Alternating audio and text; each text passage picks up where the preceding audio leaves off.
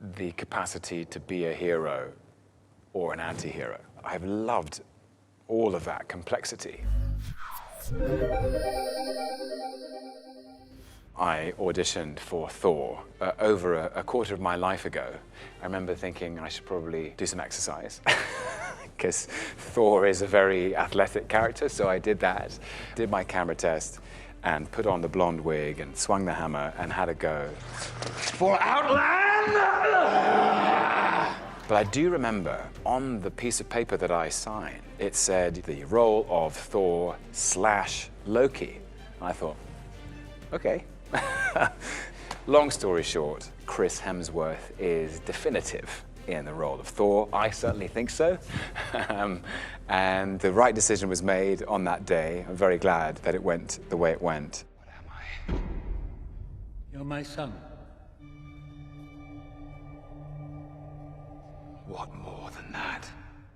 The scene between Odin and Loki in the vault in the first Thor movie. I'll never forget doing that scene because I had such respect, and still do, for Sir Anthony Hopkins. And suddenly I was having to play tennis with him in a very emotional place, but he couldn't have been kinder. It's where Loki learns the truth of his lineage. I'm the monster that parents tell their children about at night. And he decides to go it alone, sadly, for Loki, because it's not an easy journey he goes on.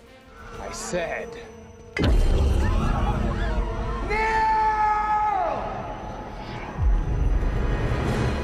Loki now knows he has no place in Asgard.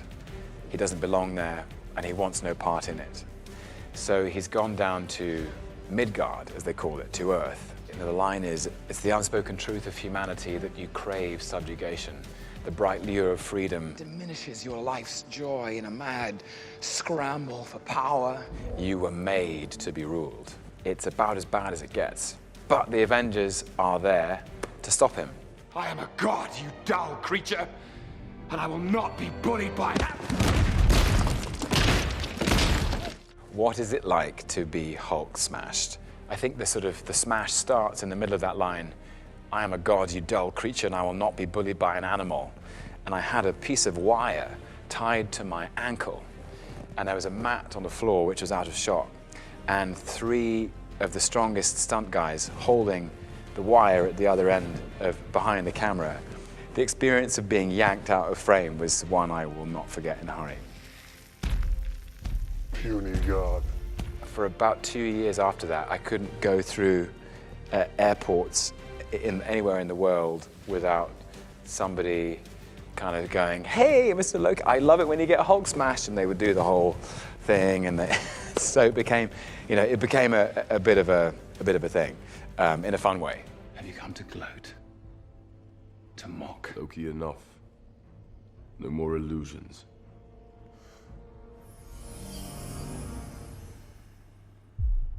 A key scene from Thor: The Dark World, I think, is the scene where Thor goes down to the dungeons where Loki is imprisoned to ask for his help, begrudgingly. Thor calls him on it and says, "Enough, Loki, no more illusions." And you realize that Loki has created this illusion of being okay, and the illusion dissipates. You see there that in that moment, Loki had no grievance, and he feels guilty and ashamed that he pushed her away. And so there's this love of their mother that unites these 2 brothers, adopted or not, and they form a kind of unpredictable and unstable alliance. Perhaps you prefer one of your new companions, given that you seem to like them so much. Oh, this is much better. Whoa. Costume's a bit much. So tight. Actually, when we filmed that scene, I sort of played Loki doing Captain America wearing the Captain America costume, which was a very strange and surreal moment. Nevertheless, enjoyable. So I've got to feel that, whatever the feeling of wearing that suit anyway, which was definitely a moment. And then they played that footage to Chris, and he did his best impression of me doing an impression of him, and he does it brilliantly. You might as well be strangers now. Two sons of the crown, set adrift. Thought you didn't want to talk about it. Here's the thing. I'm probably better off staying here on Sakaar. That's exactly what I was thinking. The elevator scene in Ragnarok, the dialogue was scattered across these different places as they were trying to escape and find their way through. Taika said, guys, do you know the rest of this scene? And we both said, yeah. He said, maybe we should just do one where we just do all of the dialogue here in the elevator. And you haven't really had a chance to catch up. And maybe you should just talk to each other. And Thor is quite honest with him. I thought we were going to fight side by side forever, but at the end of the day, you're you and I'm me. And I know maybe there's still good in you, but let's be honest, our paths diverged a long time ago. And I think it really affects Loki. He thinks, oh, actually, maybe I got this wrong. Maybe I did have a place in that family. Maybe this guy is my brother. But it was a really enjoyable scene because it was just a very quiet moment with Chris in a very calm space in a big, colorful, spectacular film. You will never be a god.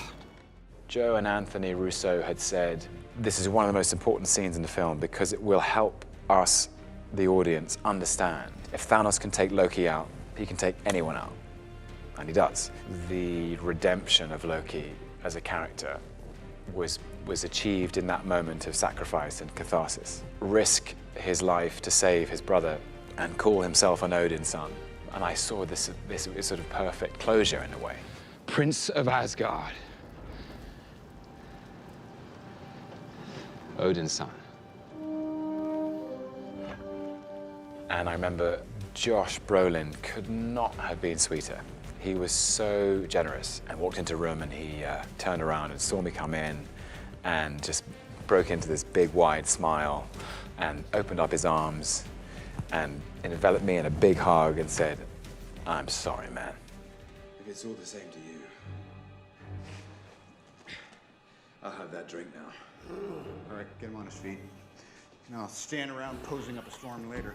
When I think of Endgame, I think of the first scene we did, which was so surreal, where Robert Downey Jr., Chris Hemsworth, Chris Evans, Scarlett Johansson, Mark Ruffalo, and Jeremy Renner were all wearing the same costumes they had been wearing 7 years previously, including me.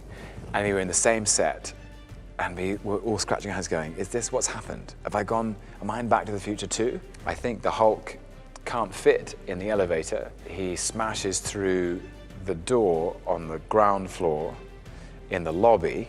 In the melee, the Tesseract, also known as the Space Stone, rolls to Loki's feet and nobody's paying attention. And true to form, because he's the god of mischief, he mischievously picks it up and disappears in a puff of smoke. The timekeepers have built quite the circus. And I see the clowns are playing their parts to perfection. Big metaphor guy. I love it. Makes you sound super smart. I am smart. I know. Okay. Where does he go? When does he go? How does he get there? These are the big questions. And if you've seen the trailer for Loki, the show, you will know that Loki finds himself face to face with the TVA, the Time Variance Authority, who are an organization within Marvel Comics that govern the order of time. You're not big on trust, are you? You can trust me. Loki, I've studied almost every moment of your entire life. You've literally stabbed people in the back like 50 times. I'd never do it again.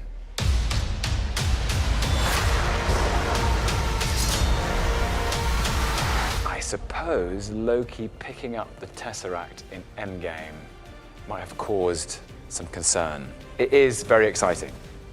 The world of the TVA is a world of bureaucratic order. And of course, Loki is the god of mischief and chaos. So you have the forces of order and chaos coming together. And that's where our story starts.